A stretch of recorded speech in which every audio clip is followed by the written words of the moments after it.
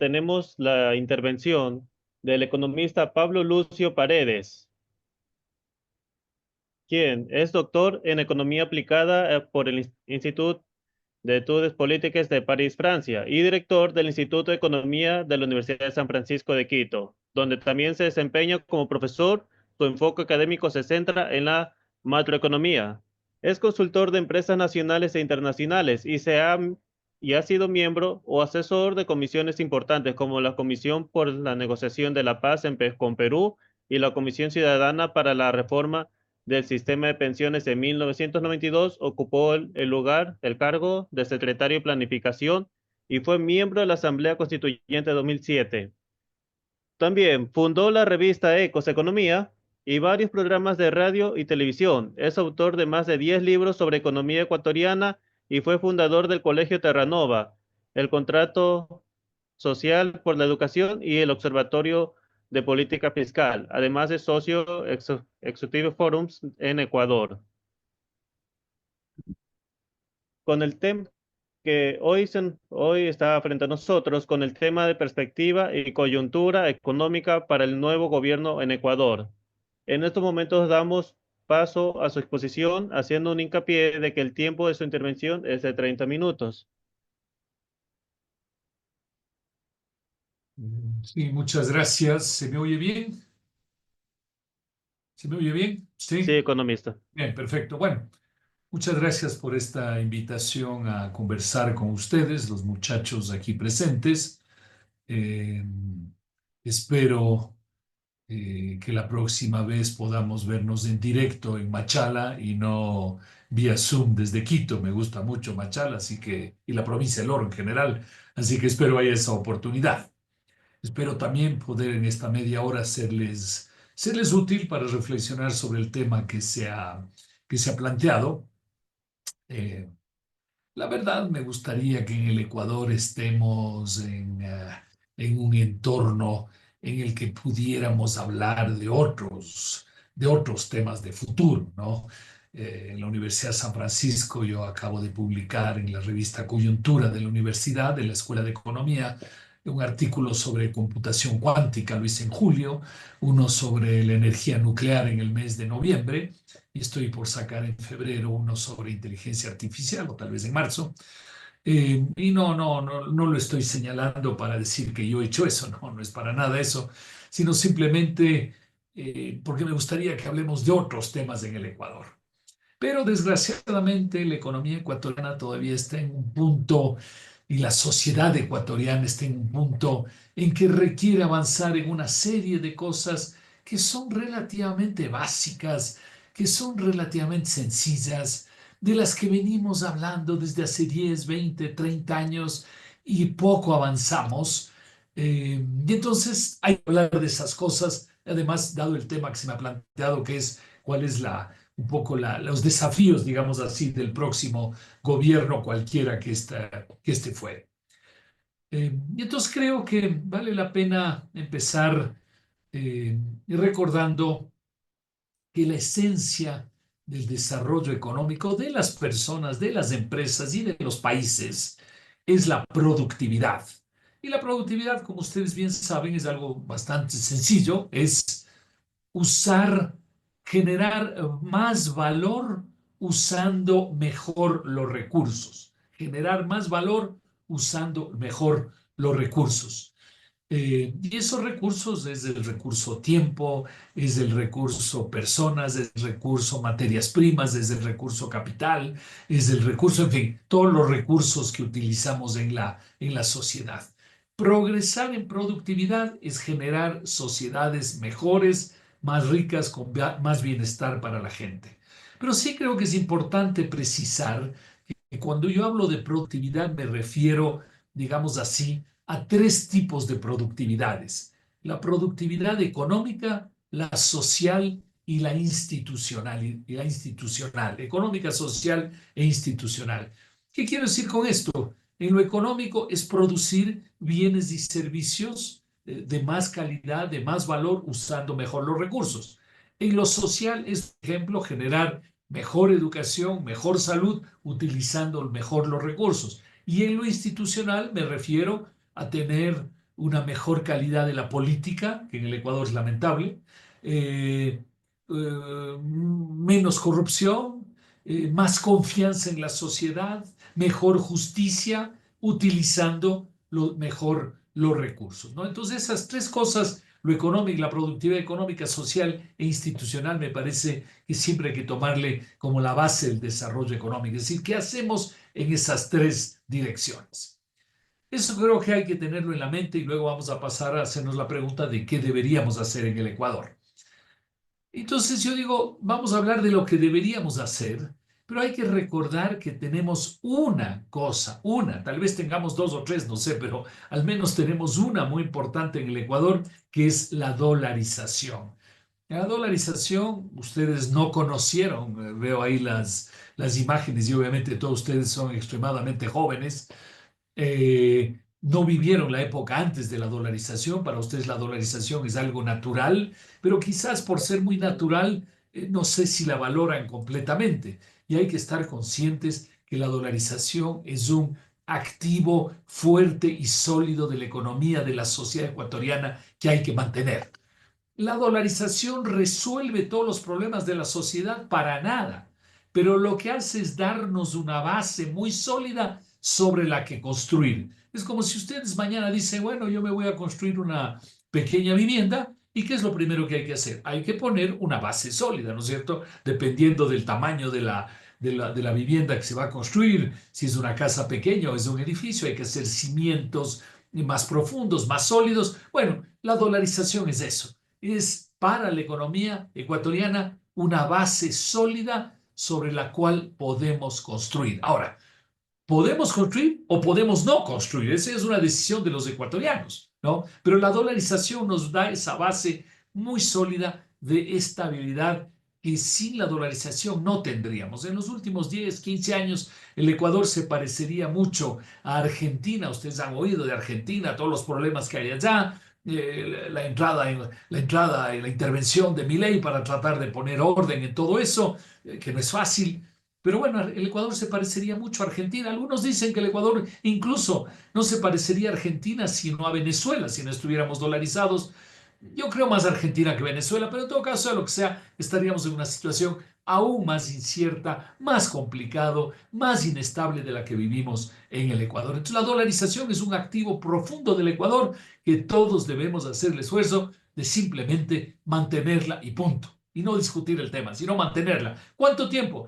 10 años, 20 años, 50 años, 100 años, 200 años, no importa. Es una base muy sólida para la sociedad y para la economía ecuatoriana. Entonces eso también es algo que hay que tener presente.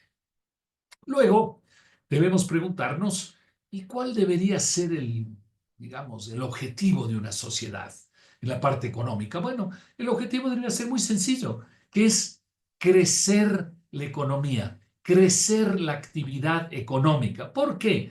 Porque por sentido común, si crece la actividad económica, quiere decir que hay más oferta y más demanda, hay más intercambios, hay más gente invirtiendo, hay más gente contratando trabajadores, mejoran los empleos, mejora el ingreso de la gente. Entonces, el crecimiento económico es un elemento fundamental para mejorar la vida económica, social de la gente.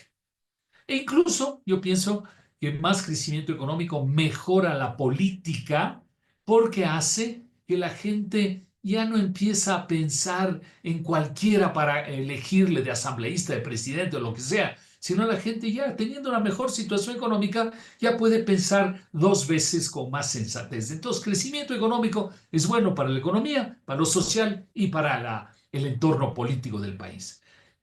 Y obviamente cuando uno habla de crecer, uno dice, bueno, ¿crecer a qué ritmo, no es cierto?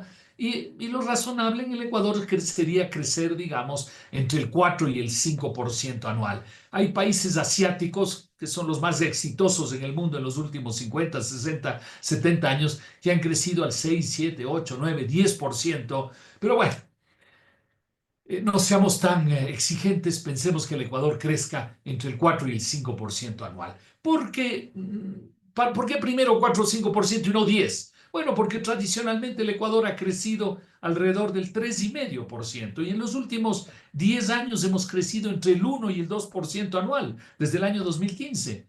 Entonces, Si hemos estado alrededor del 1,2 o incluso en negativo este año 2024, bueno, pongámonos una meta razonable, no perfecta, pero razonable, que es crecer 4 a 5% al año. Ese debería ser el objetivo, insisto, para mejorar la vida económica, social y política en el Ecuador. Y entonces, si nos ponemos como objetivo crecer al 4 o 5%, uno dice, bueno, ¿y qué hay que hacer en el Ecuador? Hay gente que dice, ah, es fácil crecer, es cuestión de hacer tal cosa o tal otra cosa. No, no, no. No es fácil, no es fácil. Mejorar, crecer, avanzar en la vida no es fácil, requiere un esfuerzo y si hablamos del país, un esfuerzo de todo el país, porque el crecimiento tiene que ser sostenible. Esa es una palabra muy importante, crecimiento sostenible. ¿Qué quiere decir eso? Pues como la palabra lo indica, que se pueda mantener. Porque miren, en sus familias, en la mía, en cualquier parte, que la economía familiar crezca durante un año, 2 años, es muy fácil. Es muy fácil. ¿Qué quiere decir crecer? Mejorar la vida de todos, hacer más viajes, salir a comer, pasear, comprarse una mejor casa, todo. Es muy fácil lograr eso durante 1, 2 o 3 años. ¿Cómo se logra eso? Pues de dos maneras. Endeudándose. Yo voy, me endeudo y me gasto esa plata para aparentemente mejorar la vida de mi familia. Y si tengo ahorros para el futuro, pues me gasto todos esos ahorros lo que coloquialmente llamamos en el Ecuador raspar la olla, es decir, sacar toda la plata que hay en todos lados. Y si yo saco la plata de todos lados, durante 1, 2, 3 años, mi familia va a vivir mucho mejor y van a decir, wow, qué chévere mi papá, cómo nos impulsa en la vida y no sé qué, no sé cuántos. El único problema es que eso no es sostenible.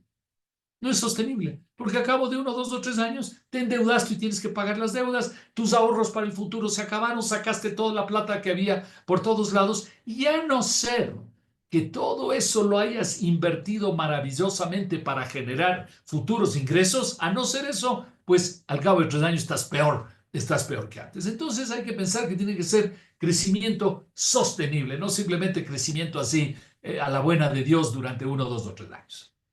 Para lograr eso, ¿qué deberíamos hacer en el Ecuador? Como les digo, no es fácil. Hay que armar, yo lo pondría la expresión de esa manera, hay que armar un rompecabezas. Hay 7, 8, 10 cosas que hacer en el Ecuador, ¿no? Y uno dirá, bueno, y de esas 7, 8 o 10 cosas, 10 piezas del rompecabezas, ¿por cuál hay que empezar? Pues les voy a decir francamente, igual que en el rompecabezas, hay que empezar necesariamente con alguna pieza o lo importante es ir poniendo piezas en el rompecabezas. Lo importante es ir poniendo piezas, ¿no? Quizás unas son más importantes que otras, pero en el fondo lo importante es ir poniendo las piezas, no quedarte mirando el rompecabezas y no hacer nada, ¿no? Decir, bueno, aquí encontré una pieza, pongo esa y luego pongo otra y luego pongo y voy armando esas 10 piezas del rompecabezas. Entonces, en el fondo hay cosas más importantes que otras, pero creo que lo importante es ir caminando, armando el rompecabezas. ¿Y cuáles son esas 7, 8, 10 cosas que hay que hacer en el Ecuador? Creo que por sentido común varias son obvias. La primera, la inseguridad. Es obvio que es muy difícil ir armando un rompecabezas en medio de la inseguridad que vivimos en el Ecuador, ¿no? Es obvio, uno dice, me voy a poner un negocio, ¿y para qué me pongo un negocio si mañana vienen y me vacunan y lo que yo gano voy a tener que darles a los vacunadores? ¿Para qué voy a hacer una inversión si mañana hay por aquí un tiroteo alrededor mío y por ahí desaparecemos? Etcétera, etcétera, ¿no? Entonces, la inseguridad es un tema muy grave en la sociedad. Incluso uno dice, hay tantos jóvenes captados por la narcoeconomía que uno dice, eso no está bien. Los jóvenes deberían dársele otro tipo de oportunidades que no sea la narcoeconomía. Entonces, hay muchas aristas que es obvio nos hacen pensar que en el Ecuador una pieza fundamental del rompecabezas de la inseguridad. Y si ustedes después me preguntan cómo se resuelve el tema de la inseguridad, pues les voy a contestar que no sé. Sinceramente, no sé. Y por una razón muy sencilla, es un tema de seguridad, mi especialidad es la economía, es un tema de seguridad que no sé cuál es la mejor manera de enfrentarla, pero para eso hay especialistas en el tema. En todo caso, es un tema difícil que enfrentar, pero hay que enfrentar. Un segundo tema obvio que tenemos que enfrentar, y lo hemos visto en el año 2024, es el tema de la electricidad. Nosotros vivimos en el mundo una sociedad de energía. Sin energía no funciona la sociedad moderna. Bueno, la sociedad de hace hace 100.000 años tampoco funcionaba. Cuando inventaron el fuego, que fue la primera gran fuente de energía controlada, digamos así, que tuvimos los seres humanos, ¿qué pasaba si en esa sociedad de repente se les apagaba el fuego y no lograban prenderlo nuevamente? Se les iba su principal energía. Bueno, iban a tener serísimos problemas. Entonces los seres humanos vivimos desde ahí en sociedades basadas en la energía, ¿no? Y en el mundo moderno la principal fuente de energía no es el fuego, ¿no? Eso fue hace 100.000 años, sino la electricidad. Entonces, no tener electricidad como tuvimos, como nos sucedió el año pasado, es una barbaridad. No tenemos la principal fuente energética, que ya es una cosa normal, diría yo, en cualquier parte del mundo. No la tuvimos y todavía podría volver ese problema en el 2025. Podría volver. Entonces, todavía tenemos que seguir enfrentando ese tema el próximo año y los próximos años para que no vuelvan otra vez los apagones, que insisto, desgraciadamente, sí podría ser que vuelvan. No. Entonces hay que enfrentar este tema. Ahí van dos, ¿no es cierto? Inseguridad y electricidad. Un tercer tema, y nuevamente estoy poniendo las piezas en cualquier orden, un tercer tema muy importante en el Ecuador es hacernos la pregunta, ¿cómo logramos que la política en el Ecuador funcione mejor? ¿Cómo logramos que los que nos representen mejor? Porque creo que en general estaremos de acuerdo que nos representan pésimamente y representan más los intereses de ellos que de los intereses de las personas que les hemos entregado a ellos nuestros derechos nuestros derechos les hemos entregado a ellos, ¿no? Entonces, eh, ¿cómo logramos eso? Hay que cambiar el sistema electoral, hay que eliminar la votación obligatoria. En fin, nuevamente los especialistas en política tienen diversas propuestas, pero tiene que haber un cambio, ¿no?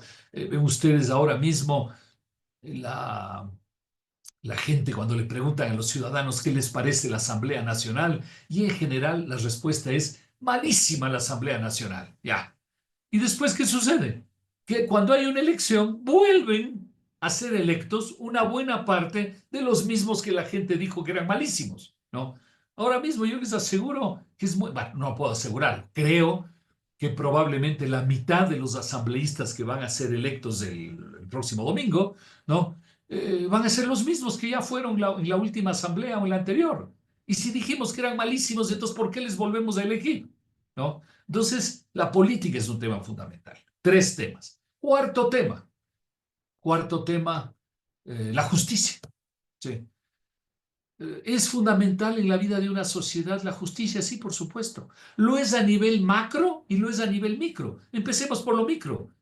La gente debe tener la confianza y la tranquilidad de que si mañana le pasa algo a la persona, a sus hijos, a sus amigos, o lo que sea, hay una justicia que va a actuar de manera correcta y no una justicia a la que hay que ir a pagar para que a uno les resuelvan los temas que uno tiene. Y para uno ganar un juicio hay que pagar, no porque tenía la razón o no tenía la razón, sino que gana el que paga. No puede ser. Entonces es un tema de la vida diaria de la gente, pero además es un tema global, macro del país, porque obviamente sabemos que hay una relación íntima de corrupción entre la política y la justicia y que los unos se protegen a los otros, ¿no es cierto? Que es un tema terrible también en el Ecuador. Entonces, el tema de la justicia es un tema fundamental.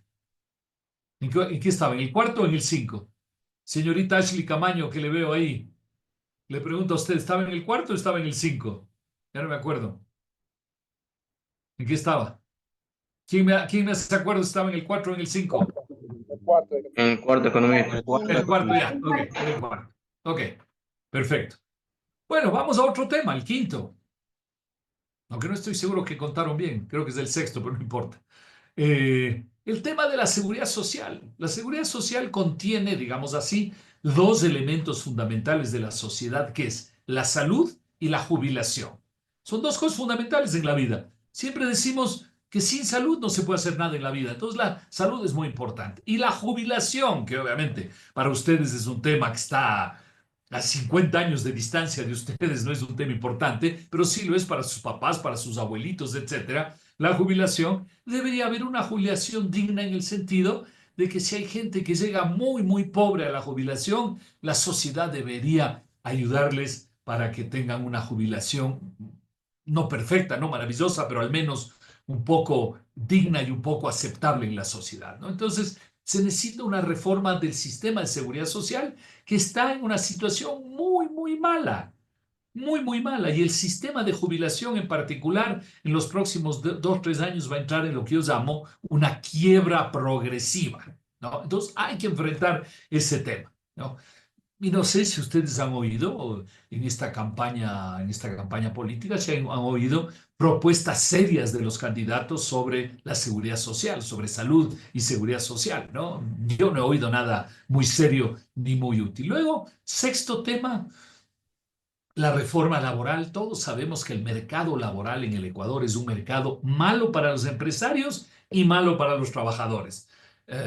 Que nos lleva a una cosa muy sencilla. En el Ecuador apenas 1/3 de la gente tiene lo que se llama un empleo pleno, es decir, un empleo que es al menos 40 horas semanales y al menos un salario básico. Eso es un empleo pleno. Apenas 1/3 de los ecuatorianos que trabajan tienen un empleo pleno. Eso no puede ser. Deberíamos tener como objetivo llegar al menos a del 30%, 33%, pasar en primera instancia al 40%, luego pasar al 50% al menos, ¿no? Y eso se logra con crecimiento económico, que es lo que hablábamos al principio, pero se requiere una reforma laboral para que las relaciones entre trabajadores y empleadores sean mejores, más fluidas, más adaptadas a las circunstancias, ¿no? Y que permitan a la gente tener mejores empleos. Nuevamente, no empleos perfectos, pero por lo menos ir teniendo mejores empleos. Entonces, la reforma laboral es un tema muy importante. Otro tema muy importante para el Ecuador es impulsar el petróleo y la minería, pero no la minería ilegal, sino la minería legal, ¿no? Y ustedes en el oro obviamente conocen mucho mejor que yo estos temas, pero impulsar el petróleo y la minería es fundamental. Por supuesto, petróleo y minería responsable con la naturaleza, responsable con el medio humano, con el entorno humano. Por supuesto, todo eso es obvio, pero sí se puede hacer. O no se puede hacer petróleo y minería responsable, claro que se puede hacer. Entonces hay que hacerlo, pero no podemos dejar de aprovechar esas riquezas que nos ha dado Taita Dios, la naturaleza, quien sea, nos ha dado a los ecuatorianos sin ningún mérito. En realidad nos ha dado esas riquezas, ¿no? Entonces hay que aprovecharlas y no lo estamos haciendo en el Ecuador, estamos haciendo todo lo contrario. Número 8, hay que lograr abrir el sistema financiero ecuatoriano al mundo. Ya que estamos dolarizados, tenemos ahí una gran oportunidad, ¿no? ¿Qué quiere decir abrir el sistema financiero ecuatoriano al mundo? Que haya instituciones financieras mundiales, más de las que hay, que vengan al Ecuador a trabajar en el Ecuador, a ofrecer más crédito, a ofrecer crédito en mejores condiciones, etcétera, etcétera, ¿no? Y no lo tenemos. Y es increíble. Estamos dolarizados, tenemos la principal moneda del mundo y tenemos poca presencia de banca internacional en el Ecuador. Entonces, abrir el sistema a la competencia internacional es otro tema fundamental en el Ecuador. Creo que estamos en 8. Un noveno, y termino en esa, un noveno es una reforma de fondo del Estado, del gobierno en su conjunto, gobierno central, empresas del Estado, alcaldías, prefecturas, etcétera. Y esto por una razón muy sencilla. El gobierno ecuatoriano en su conjunto gasta dispone y gasta de la pequeña suma de 48.000 millones de dólares al año. Óigame bien, 48.000 millones de dólares. Son 4.000 millones de dólares al mes. Son 130 millones de dólares diarios de que dispone y gasta el gobierno. Y entonces uno dice, a ver, de esos 48.000 millones se gastan espectacularmente. El gobierno con eso hace educación de calidad, salud de calidad. Los trámites en el Ecuador son los trámites correctos. No hay excesos, no hay exceso de gente, no hay exceso de trámites, no hay exceso de nada. Todo es maravilloso en el gobierno ecuatoriano. Y obviamente la pregunta ¿es así el gobierno ecuatoriano? Y la respuesta no es así, pues el gobierno ecuatoriano malgasta una enorme cantidad de dinero de esos 48.000 millones, ¿no? Y entonces, ¿qué necesitamos?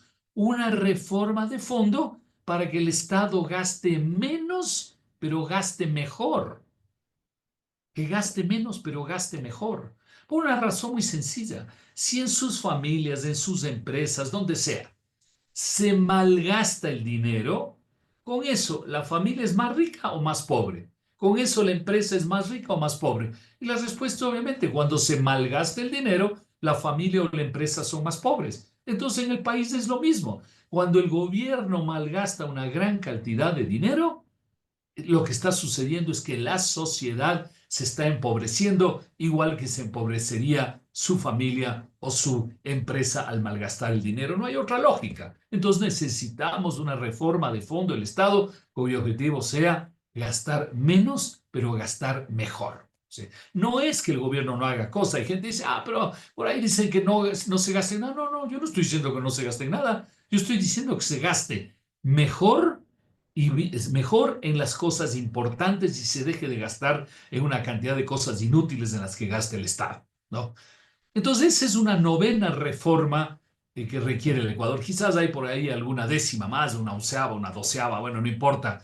Pero les he planteado 9 reformas que son estas 9 piezas, insisto, puede haber más, 9 piezas del rompecabezas, que si las vamos armando, entonces podemos tener una mejor sociedad.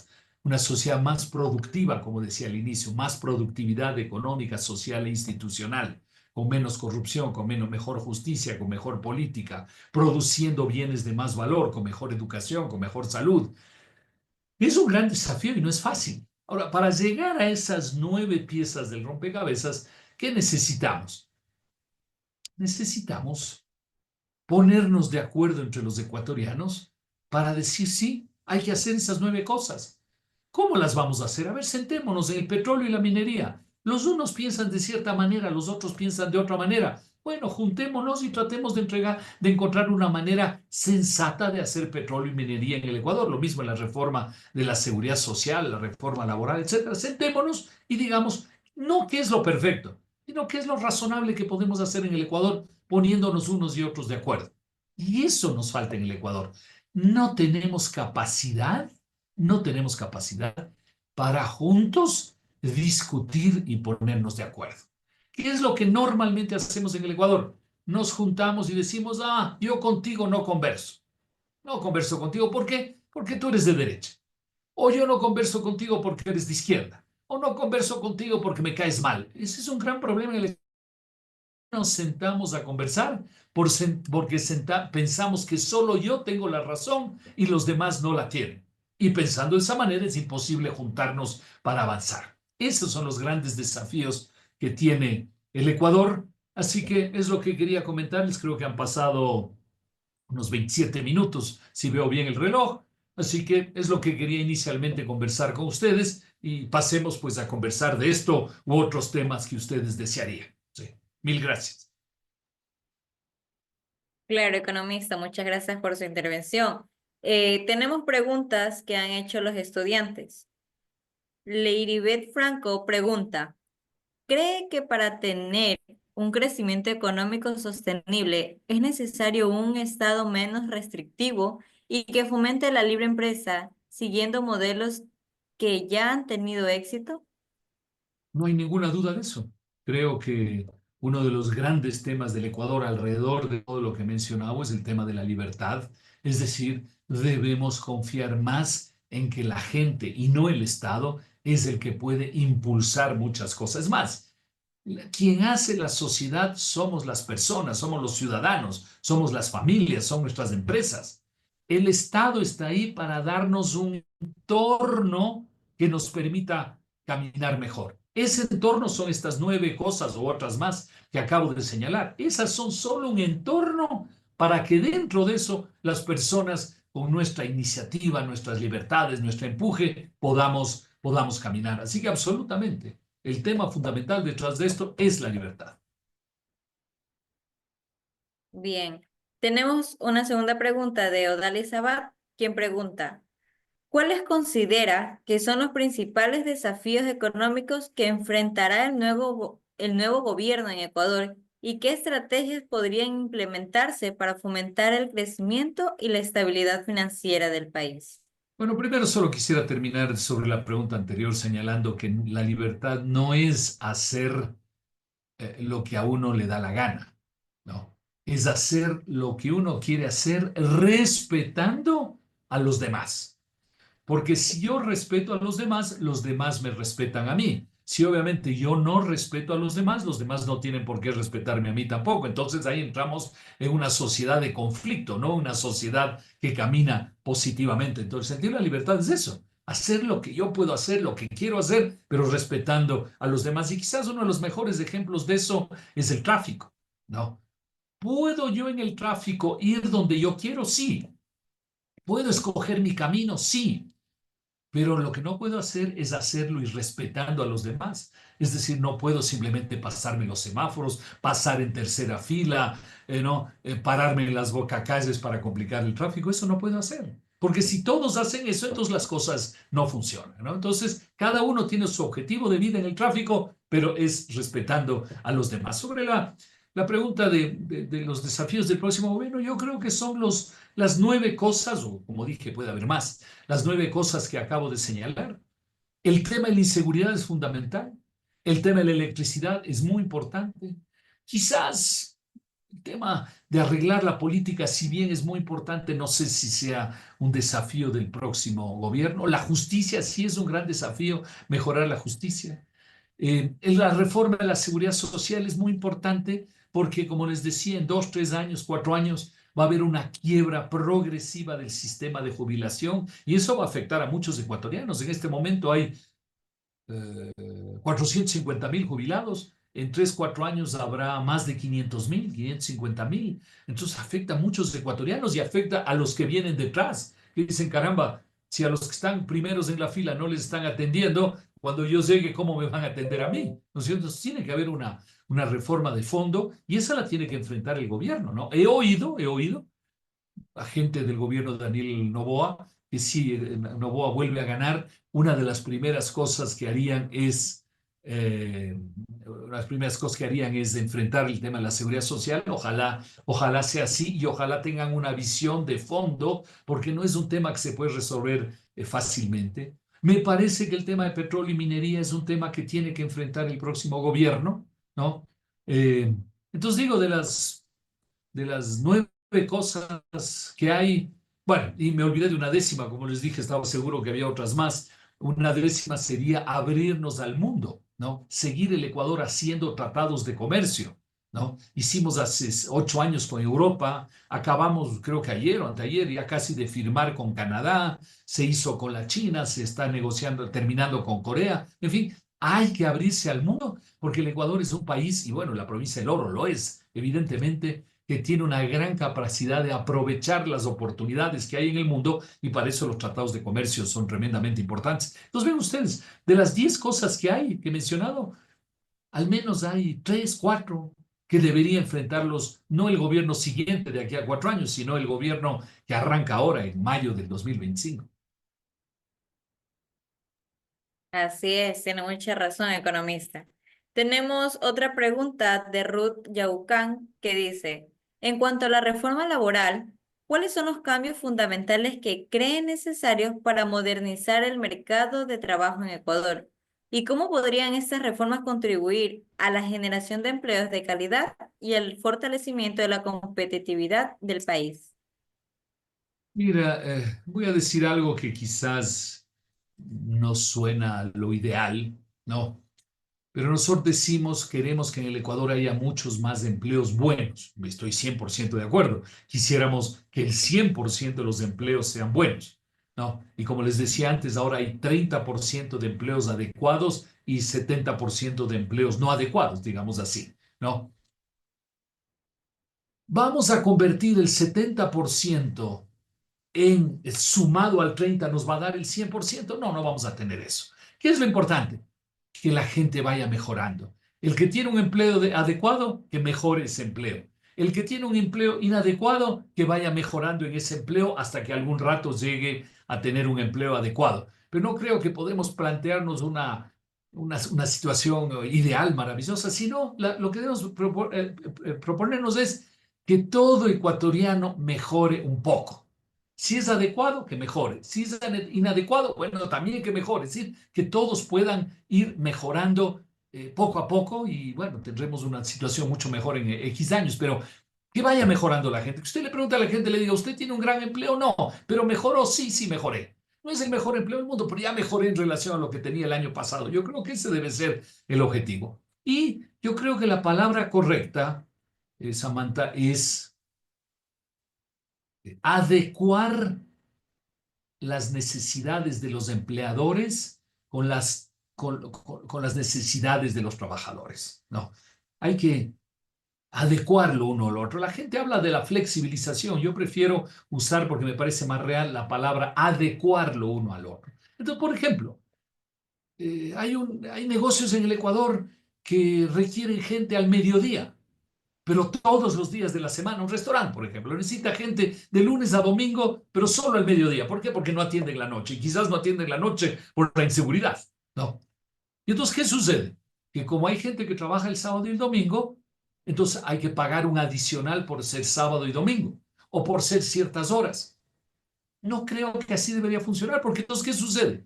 No se le contrata a la gente y la empresa tiene, cuando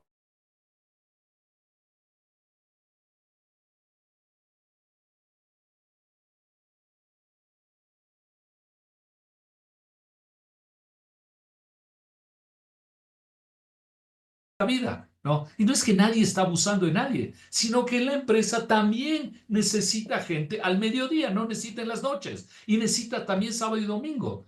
Entonces, eso es adecuarlo uno al otro. Eso es lo que yo creo que hay que encontrar.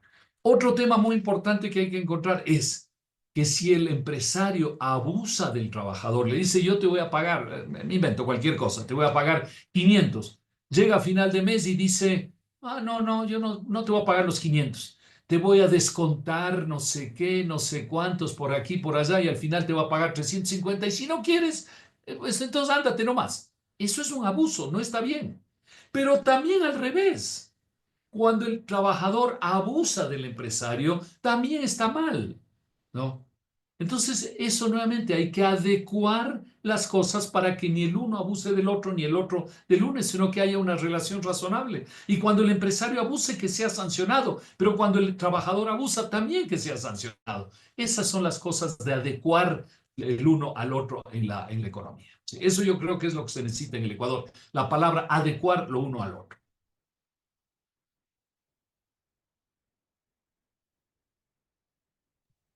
Así es. Y como última pregunta, ¿qué medidas urgentes puede implementar el nuevo gobierno para abordar el déficit fiscal y el endeudamiento público, que sería uno de los principales problemas que tiene el Ecuador? Menciona Wei Xin.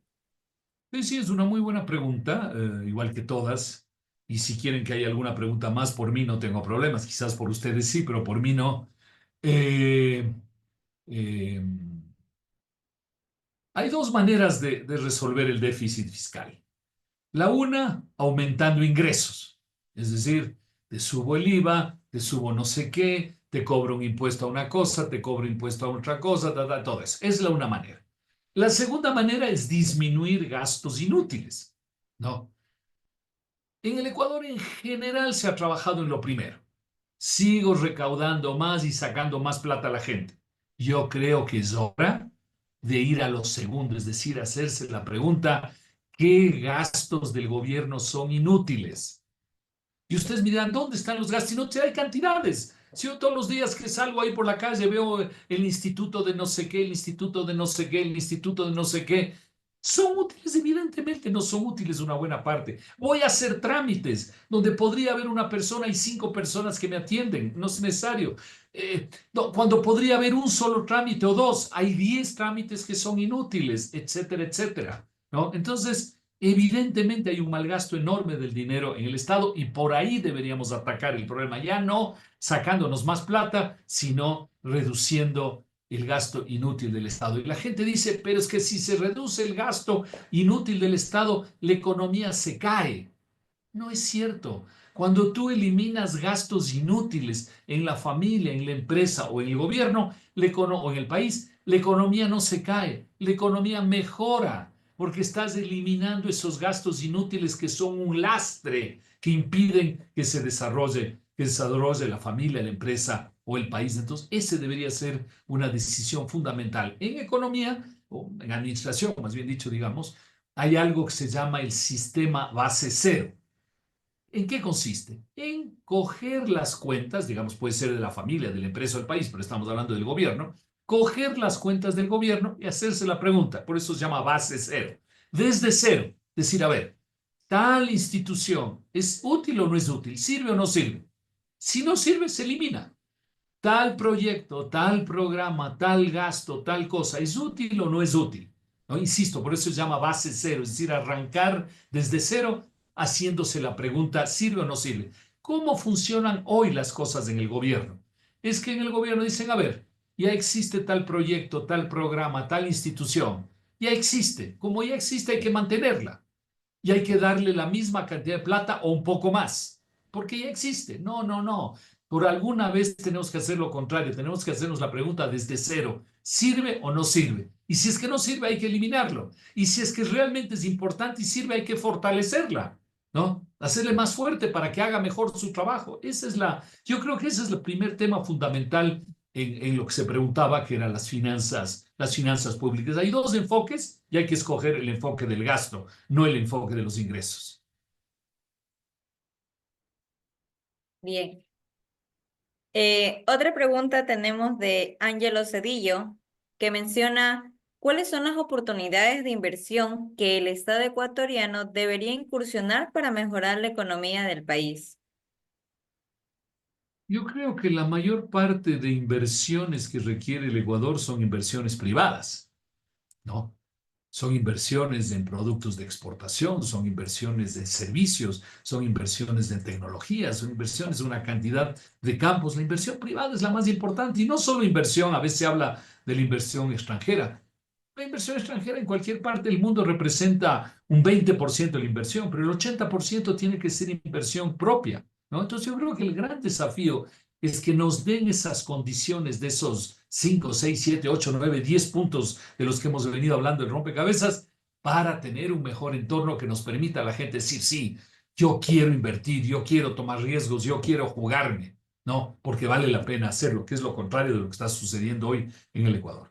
Y luego el gobierno tiene que ayudar en dar ese entorno a la gente, es lo más importante, y luego eventualmente el gobierno invertir en dos o tres cosas que los privados eventualmente por alguna razón no pueden invertir, pero en general las inversiones deben ser privadas. Por ejemplo, en petróleo. ¿Quién debería invertir? Los privados, no Petroecuador. No Petroecuador, los privados deberían invertir en eso. Y se quiere hacer una nueva refinería en el Ecuador, no es el gobierno que tiene que hacerlo, sino los privados deberían hacer eso. Las carreteras, queremos que haya carreteras, demos una concesión a los privados, ya sería hora. Mira, yo estoy en la Universidad de San Francisco y el, digamos, rector de la universidad y dueño de la universidad, creador de la universidad, que en paz descanse, Santiago de Angotena, él propuso en el año 2002-2003 ya estudios bastante avanzados para construir la autopista Quito-Guayaquil. No. Alguien puede entender que en el año 2025 todavía la carretera entre las dos principales ciudades del Ecuador, Quito y Guayaquil, sea lo que es, que a ratos es de 4 vías, a ratos es de 2, a ratos se cae, a cada rato se cae, más bien dicho, etcétera, etcétera. No tiene sentido, ¿no? Que son las dos principales ciudades. Este proyecto estaba listo hace 22 años. ¿Hemos avanzado? ¿No hemos avanzado? Yo las veces que he ido a Machala, no sé, no he ido desde hace algún tiempo, no he ido desde hace algún tiempo a Machala, pero la última vez que fui, que no era hace tanto tiempo, creo, la vía Machala-Guayaquil, dos ciudades tan importantes, la mitad de la carretera era buena y la mitad de la carretera era bien mala. No sé si ha mejorado, sí. Pero en todo caso, es increíble que no tengamos una gran carretera entre Guayaquil y Machala, dos ciudades tan importantes del país, ¿no? Y estas cosas son increíbles. ¿Qué es lo que hay que hacer? Encargar a las empresas privadas que inviertan, que obviamente cobren un peaje, es lógico, hay que cobrar cuando uno emprende en algo y se puedan hacer esas obras. Entonces, la mayor parte de cosas en el Ecuador deben venir del sector privado y no del gobierno. A propósito, ya está completa la Machala-Guayaquil, ¿uno ya puede ir de Guayaquil a Machala en una buena vía o todavía está mitad del camino bueno y la mitad malo? Sí, Personalmente no tengo yo claro eso, pero creo que sí, ¿Quién, que está económica. mejor. quién ha Todavía ido está en de proceso, está en Machala-Guayaquil? proceso. Está en proceso todavía. De Naranjal Está en proceso todavía todavía. no está terminada. Increíble, le digo, año 2025, todavía estamos en proceso entre dos ciudades tan importantes y tan dinámicas y tan exportadoras y tantas cosas en el Ecuador. Es increíble, pero bueno, esas son las cosas que hay que hacer en el Ecuador, ¿no?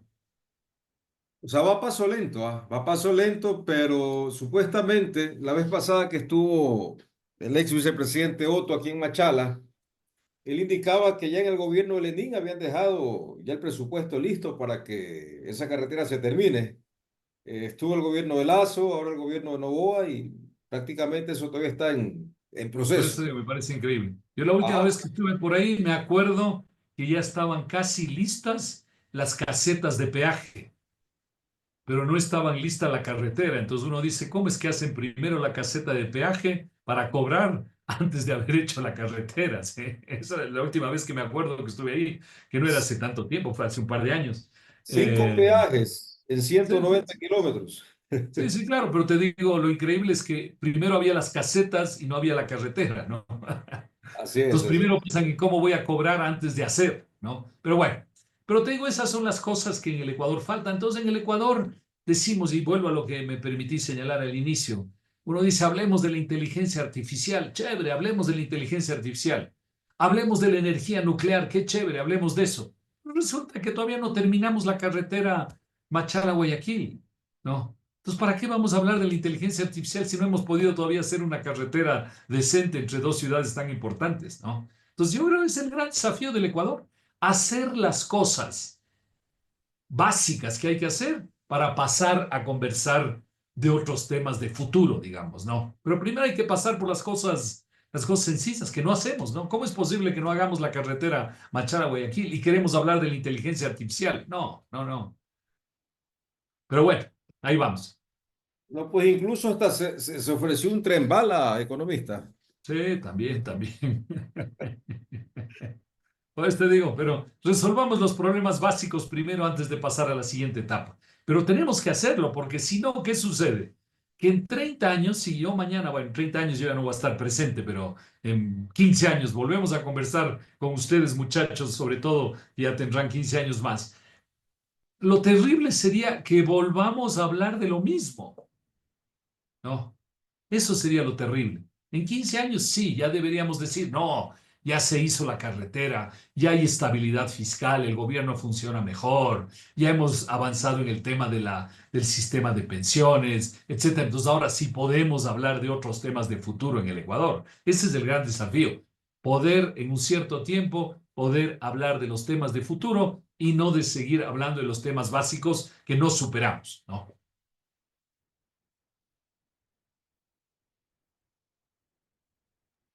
Listo, economista. Le agradecemos mucho por la conferencia de esta noche, puesto que sin duda su conocimiento y sus comentarios fueron especialmente útiles para darnos a conocer en nuestro entorno. Y estamos muy felices de haber aprendido algo más en esta noche, gracias también a los tres ponentes. Y queremos también que usted dé unas palabras de despedida para poder concluir con su conferencia. Nada, solo agradecerles muchísimo por la oportunidad de conversar con ustedes. Ustedes pueden yo espero ser útil a ustedes, pero ustedes son muy útiles para mí. Así que les agradezco mucho por la invitación y la oportunidad de conversar. Espero que podamos hacerlo otra vez.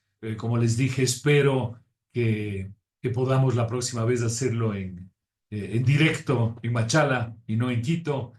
Pero bueno, ahí vamos caminando. Y sobre todo piensen ustedes que con todos los problemas que hay, con todas las cosas que hay, el Ecuador es un país que ofrece muchas posibilidades en el futuro, pero las posibilidades de futuro no es que uno se cruce de brazos y dice, ahí llegan las oportunidades. No, no. El país tiene que enfrentar esas cosas, pero si enfrentamos 2, 3, 4, 5, 6 cosas en el Ecuador, el Ecuador es un país maravilloso para que ustedes, los jóvenes, puedan tener un futuro de esperanza, ¿no? Así que empujemos, empujemos a que las cosas se hagan. Muchas gracias, economista, por sus palabras. A ustedes, un abrazo a todos, gracias.